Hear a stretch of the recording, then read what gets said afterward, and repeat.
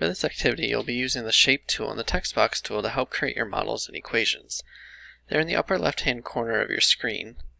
And to get to the Rectangle tool, which is probably the most useful in this scenario, click here, go to Shapes, and the first one is the Rectangle tool.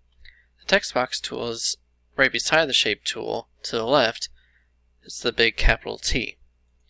Once you've read through the word problem, you're going to want to use the Text Box tool to label your visual models. So in this case, you're comparing donuts and pastries, so it makes sense to make a text box, one that's labeled donuts, and then you can either copy and paste that one and edit it to say pastries, or simply just make a new one.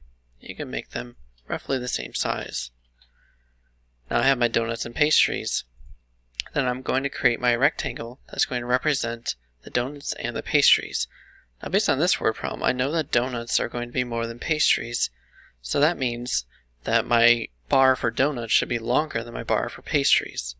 I also know that the donuts are 3 times more than the pastries, so that means my donuts bars, I'm going to need 3 of them. I can simply copy with Control-C and then Control-V to paste it, or if you'd rather, you can right-click, then say copy, then say paste. Simply drag and drop. So in this case, I now have my 3 bars ready to go, and I'll be typing in my bars, the value of each one of these, and the pastries will be down here. I can also center the text by going up to the top and clicking a line, and then clicking the center button. This way, when I type in a number, it'll be more in the center. So if I was typing in 1, it'd be right in the center of my rectangle.